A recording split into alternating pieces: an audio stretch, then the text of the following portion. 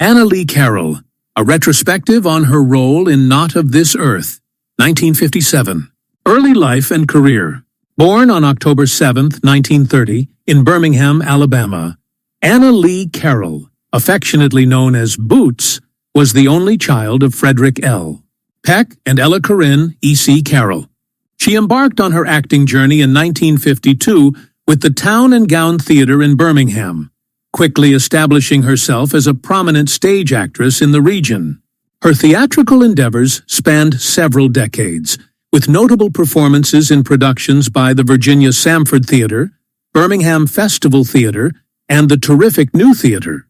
In addition to her stage work, Carroll appeared in numerous films and television series, leaving a lasting impact on both mediums. Not of This Earth, 1957, a cult classic. In 1957, Carroll took on the role of the Davana Woman in Roger Corman's low-budget science fiction film, Not of This Earth. The film tells the story of an extraterrestrial humanoid from the planet Davana, who comes to Earth seeking human blood to cure a fatal blood disorder plaguing his species. The narrative unfolds as the alien, adopting the alias Mr. Johnson, navigates human society while secretly harvesting blood from unsuspecting victims. Carroll's character, though not central to the plot, contributes to the film's eerie atmosphere and adds to its ensemble of characters. Despite its modest production values, Not of This Earth garnered attention for its imaginative storytelling and became a staple of 1950s drive-in cinema. The film's success led to several remakes, including versions in 1988 and 1995, attesting to its enduring appeal in the science fiction genre. Beyond Not of This Earth. While Not of This Earth remains a notable entry in Carroll's filmography, her career encompassed a diverse array of roles across film and television. She appeared in films such as Fear No More, 1961, where she portrayed Denise Colbert, and Marlowe, 1969, in which she played Mona. Her television credits include appearances in series like One Step Beyond, 1959, Perry Mason, 1961, 1964, and The FBI, 1966, showcasing her versatility and adaptability as an actress. Later years and legacy. Carroll continued to perform on stage until 2012, when a fall during a dress rehearsal at the Virginia Samford Theatre led to the discovery of a tumor unrelated to the accident. After surgery and recovery, she returned to the stage, delivering her final performance in 2015. Her dedication to her craft remained evident throughout her life. Anna Lee Carroll passed away on April 30, 2017, at the age of 86, leaving behind a legacy of compelling performances that continue to resonate with audiences. Conclusion. Anna Lee Carroll's contribution to the entertainment industry, particularly her role in Not of This Earth, underscores her talent and commitment to her craft. While she may not have achieved widespread fame, her performances have left an indelible mark on the films and television shows she graced. Her work continues to be appreciated by fans and scholars alike, ensuring that her legacy endures in the annals of cinematic history. Early life and musical beginnings. Benjamin Earl Nelson, known professionally as Ben E. King, was born on September 28, 1938, in Henderson, North Carolina. Raised in Harlem, New York, he was drawn to music from a young age. His early exposure to gospel music in church laid the foundation for his soulful voice and emotive delivery.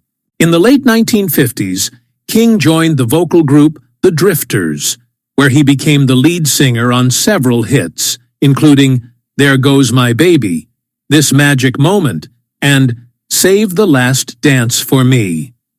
His tenure with the Drifters was marked by his smooth tenor voice and charismatic stage presence. Solo career and Stand By Me. In 1960, King embarked on a solo career, releasing his first single, Spanish Harlem, which became a significant hit. However, it was his 1961 release, Stand By Me, that solidified his place in music history. Co-written by King, Jerry Lieber, and Mike Stoller, The song's inspiration came from a gospel tune titled Stand By Me, Father, by Sam Cooke and Joe Fabiu. Alexander. The lyrics, emphasizing loyalty and support, resonated deeply with audiences. Stand By Me reached number 4 on the Billboard Hot 100 and topped the R&B charts. Its enduring popularity led to its inclusion in the 1986 film Stand By Me, based on Stephen King's novella. The song's association with the film introduced it to a new generation, leading to its re-release and chart success in the late 1980s. Film and cultural impact. The 1986 film Stand By Me, directed by Rob Reiner and starring River Phoenix and Will Wheaton, featured King's song prominently. The film's themes of friendship and coming of age mirrored the song's message, leading to a resurgence in its popularity. Interestingly, actor Kiefer Sutherland revealed that during the filming, he played Stand By Me on guitar for Phoenix, which sparked the idea to use the song for the film's title and soundtrack. Beyond the film, Stand By Me became an anthem for various causes, including civil rights movements, due to its universal message of unity and support. The song has been covered by over 400 artists, including John Lennon, Otis Redding, and Tracy Chapman, showcasing its timeless appeal. In 2015, the Library of Congress recognized the song's cultural significance by adding it to the National Recording Registry, Later Years and Legacy. After a successful career, King continued to perform and record music. In 2012, he was honored with the Towering Song Award by the Songwriters Hall of Fame for Stand By Me. Despite facing health challenges, including a stroke in 2014, King remained active in the music community. He passed away on April 30, 2015, at the age of 76. Ben E. King's contributions to music and culture are immeasurable. His soulful voice and poignant songwriting have left an indelible mark on the music industry. Stand By Me continues to inspire and connect people worldwide, ensuring King's legacy endures for generations to come. George Murdoch, From Stage to Screen, a retrospective on his role in Star Trek. The Final Frontier, 1989. Early life and career. George Murdoch was born on June 25, 1930, in Salina, Kansas. He began his acting career in the early 1950s, initially using the stage name Eric Rush before adopting the name George Murdoch. His distinctive craggy features and deep, commanding voice made him a natural fit for authoritative roles, often portraying judges, detectives, and military officers. Murdoch's career spanned over 6 decades, during which he appeared in numerous television series, films, and theatrical productions. Star Trek V, The Final Frontier, 1989. In 1989, Murdoch was cast as the God entity in Star Trek V, The Final Frontier, directed by William Shatner. The film follows Captain Kirk and the crew of the USS Enterprise as they confront a being claiming to be God, who has taken control of a starship and threatens the galaxy. Murdoch's portrayal of the God entity was both enigmatic and menacing, adding a layer of complexity to the film's exploration of faith and the unknown. One of the film's most memorable scenes involves Captain Kirk questioning the God entity, asking, "What does God need with a starship?" This line challenges the being's authenticity and sets the stage for the ensuing conflict. Murdoch's performance in this scene was pivotal, showcasing his ability to convey power and vulnerability simultaneously. Other notable roles. Beyond his role in Star Trek V, Murdoch had a prolific career in television. He appeared in several episodes of Star Trek, The Next Generation, portraying Admiral J.P. Hansen in the 2-part episode The Best of Both Worlds. His character was instrumental in the Federation's efforts to combat the Borg, demonstrating Murdoch's versatility in both villainous and authoritative roles. Murdoch's television credits also include appearances in Barney Miller, Battlestar Galactica as Dr. Salak, What a Country, The X-Files, CSI, and Eli Stone. His extensive work in television solidified his reputation as a reliable and skilled character actor. Stage performances. In addition to his screen work, Murdoch had a distinguished stage career. He originated the role of Judge Julius Hoffman in the production of the Chicago Conspiracy Trial in 1979. His portrayal of the controversial judge was lauded for its depth and nuance.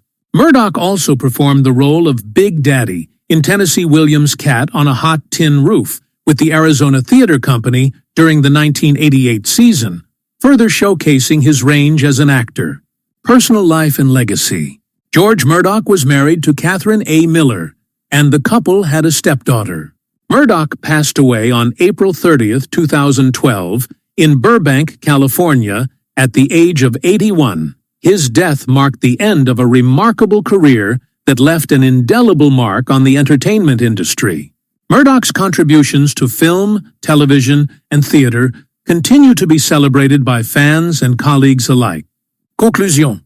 George Murdoch's portrayal of the God entity in Star Trek The Final Frontier remains one of his most memorable roles. His performance added depth to the film's exploration of faith and the unknown, leaving a lasting impression on audiences.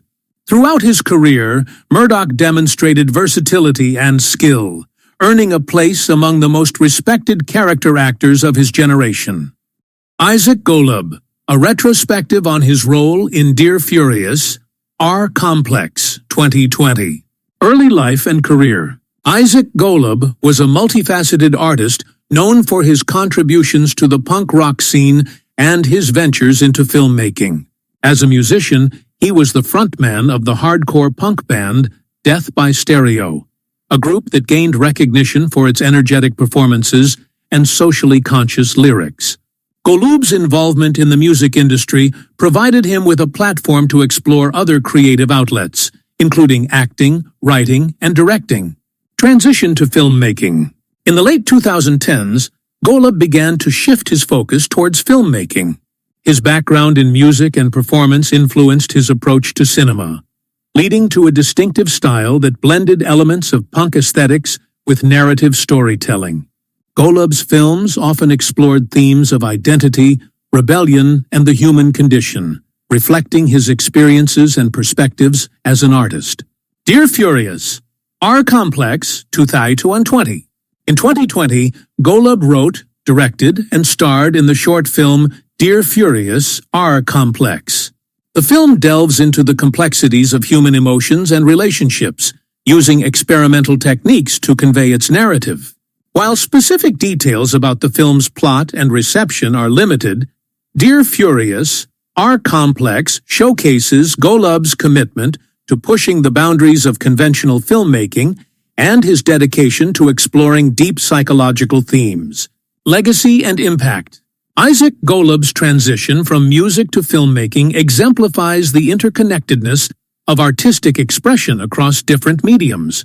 Through Dear Furious, R. Complex, Golub demonstrated his ability to translate the raw energy and emotion of punk rock into the cinematic realm, creating a piece that resonates with audiences on an emotional and intellectual level.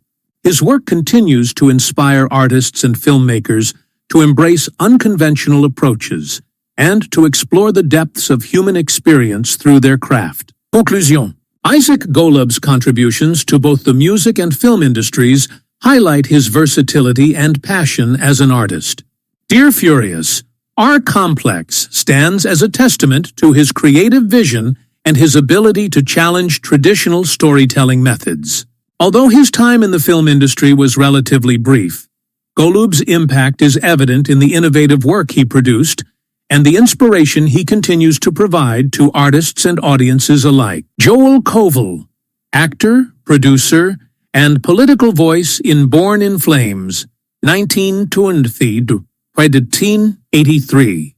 Joel Koval was a renowned psychiatrist, author, and political thinker who made a rare but powerful appearance in the 1983 feminist sci-fi film Born in Flames.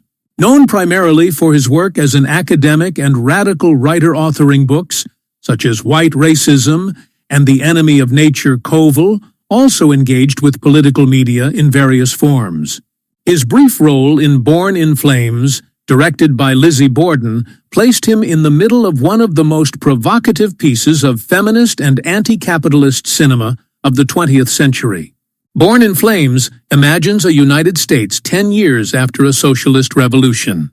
The revolution promised equality, but the lived reality remains filled with gender, race, and class-based oppression.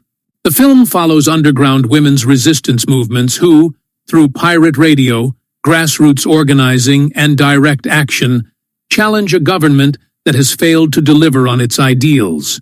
Blending documentary and fiction, the film features real activists, artists, and thinkers, including Koval in minor but symbolically important roles. Koval appears as a guest on a fictional political talk show, representing a more moderate, intellectual perspective within the new socialist order. His character speaks in calm, theoretical terms about the state of the revolution, expressing concern while offering little in the way of meaningful change. This portrayal serves as a critique of liberal and academic detachment, those who analyze oppression without participating in efforts to dismantle it. Koval's casting was more than incidental. As a real-life radical who critiqued both capitalism and liberal reformism, his inclusion in the film added a meta-layer.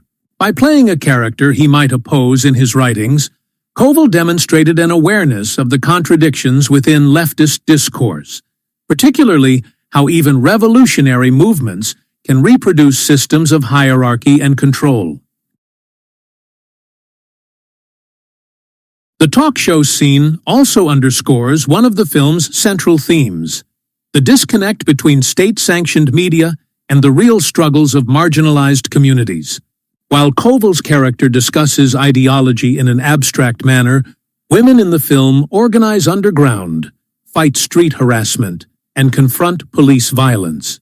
The juxtaposition reflects the film's distrust of official narratives and its celebration of grassroots resistance. Though his screen time was limited, Koval's presence in Born in Flames aligns with his broader commitment to political transformation. He understood that art and media were powerful tools in shaping public consciousness. His participation in this landmark film symbolized his belief that theory must be joined with action, and that intellectuals should engage directly in cultural and political battles. Born in Flames remains a cult classic and continues to influence feminist and radical cinema. Joel Koval's role, while small, contributed meaningfully to its message, a reminder that even the most progressive revolutions require constant challenge, especially from the voices they may try to marginalize. I have tried to highlight some important issues on behalf of our channel. Please support me. I am ending today's video by inviting you to watch the next video. Goodbye.